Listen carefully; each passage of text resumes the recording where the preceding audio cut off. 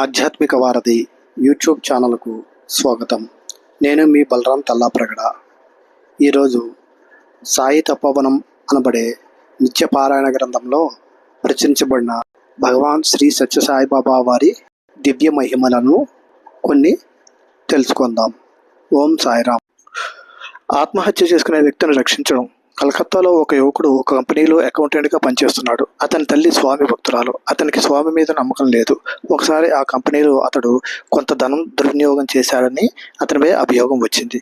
ఆ నింద భరింపలేక అతడు ఆత్మహత్య చేసుకుందామని అనుకుంటాడు. అతని తల్లి భగవాన్ బాబాకు ఒక లేఖలో మా అబ్బాయిని భర్తీకి తీసుకురావచ్చా అని స్వామిని అడుగుతూ రాసింది. ఆ లేఖ బాబాకి ఎలా పోస్ట్ చేయాలో తెలియక ఆమె ఉత్తరాన్ని తన ఇంట్లో పూజ మందిరంలో స్వామి ఫోటో వెనక పెట్టింది. ఆ యువకుడు ఆత్మహత్య చేసుకునడానికి గంగానది వంతెన మీదకు వెళ్ళాడు.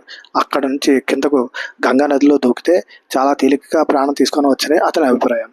సరిగ్గా ఆ ప్రయత్నంలో ఉన్న సమయంలో అతనికి పుట్టపర్తికిరా అని పిలుపు వినపడసాగింది. అతనికి ఆశ్చర్యంగా అనిపించింది. పుట్టపర్తి అని ఒకటే వినిపిస్తున్నది. ఇక అతను ఆత్మహత్యా ప్రయత్నం విరమించి స్టేషన్కి వెళ్ళి బెంగళూరు టికెట్ తీసుకుని రైల్లో కూర్చున్నాడు. ఆ రైలు వేగంగా వెళుతున్నప్పుడు ఆ శబ్దం వేగంగాను, రైలు నిదానంగా వెళుతున్నప్పుడు ఆ శబ్దం నిదానంగాను వినిపించసాగింది. అతడు బెంగళూరు చేరగానే అక్కడి నుంచి పెనుగొండకు ఒక టికెట్ కొనుక్కుందామని బుకింగ్ కౌంటర్ దగ్గరికి వెళ్ళాడు.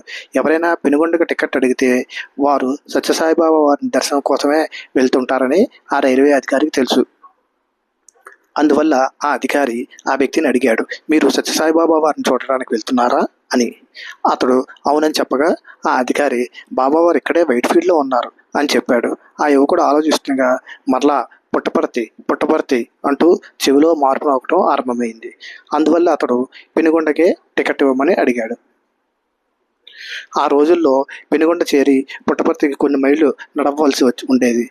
అది అలా నడిచి వెళ్ళేటప్పుడు కూడా నడక వేగానికి అనుగుణంగా పుట్టపర్తి అనే మాటలు వినిపిస్తూనే ఉన్నాయి. అతడు పుట్టపర్తికి రాత్రి 8 గంటలకు చేరాడు. అంతకు 1 గంట క్రితమే అంటే 7 గంటలకు భగవాన్ బాబా పుట్టపర్తి వచ్చారు. ఒక పక్క బృందావనంలో వేసవి తరగతులు జరగబోతుండగా అటువంటి సమయంలో స్వామి పుట్టపర్తికి ఆకస్మికంగా ఎందుకు వచ్చారో ఎవరికి అంతుపట్టలేదు. అందుకు సమాధానంగా వారితో స్వామి వేసవి తరగతులకు వచ్చే విద్యార్థులందరికీ బియ్యం కావాల్సి వచ్చి తాను బియ్యం తీసుకెళ్ళడానికి పుట్టపర్తి వచ్చానని చెప్పారు. మరునాడు ఉదయం దర్శనం సమయంలో బాబా అతని దగ్గరికి వచ్చి కలకత్తా లోపలికి రా అని పిలిచారు. ఆ ఇంటర్వ్యూలో బాబా అతనితో ఆఫీస్లో అతనిపై వచ్చిన నింద గురించి భయపడవద్దని, అందుకోసమే ఆత్మహత్య చేసుకోవద్దని ధైర్యం చెప్పారు. బాబా అతన్ని 9 రోజులు పుట్టపర్తిలో ఉండి వెళ్ళమని చెప్పారు. ఆ తర్వాత అతడు కలకత్తా వెళ్ళి మళ్ళీ తన ఉద్యోగంలో చేరాడు. ఆ విధంగా అతని తల్లి చేసిన ప్రార్థనను ఆలకించి స్వామి అతన్ని కాపాడి ఆపద నుంచి బయటపడవేశారు. ఓం సాయిరామ్. ఆ కరుణకు ఎల్లలు లేవు. ఒకసారి సత్యసాయినాథుడు బెంగళూరు నుంచి చిన్న కారులో పుట్టపర్తి వస్తున్నారు. స్వామి విద్యార్థి కారు నడుపుతున్నాడు. వెనుక మరికొన్ని కార్లలో భక్తుల బృందాలు స్వామి కారును అనుసరిస్తున్నాయి. కొండలు, రాళ్ళు, రప్పలతో ఏకాంతంగా నిశ్శబ్దంగా ఉన్న ఆ దారి వెంట స్వామి కారు వస్తున్నది. సరిగ్గా అదే సమయంలో దారికి అడ్డంగా ఒక పెద్ద తాచుపురం వెళ్ళసాగింది. దాన్ని కొద్ది దూరంలోనే చూసిన విద్యార్థి ఆ కారును ఒక్కసారి ఆపటమా లేకపోతే పామే కదా అని ఆ పాముపై నుంచి కారును పోనివ్వటమా అని సందిగ్ధంలో పడ్డాడు. వెనక్కి తిరిగి చూస్తే వెనక సీట్లో స్వామి యోగమతుల్లో ఉన్నారు. సరే, స్వామిని నిద్రిస్తున్నారు. హఠాత్తుగా కారు ఆపితే స్వామికి నిద్రాభంగం అవుతుంది అని భావించి కారుని పాముపై నుంచే పోనిచ్చాడు. ప్రశాంతి నిలయం చేరుకున్న తర్వాత అతను కారు దిగి స్వామి దిగడానికి కారు తలుపు తీశాడు. స్వామి కారు దిగి వరండాలోకి వెళ్తున్నారు. ఆ సమయంలో స్వామి అంగీపై వీపు మీద వెడల్పాటి మట్టి మరక ఉండటం ఆ విద్యార్థి గమనించి, స్వామి మీ షర్ట్ మీద మట్టి మరక అయింది అన్నాడు.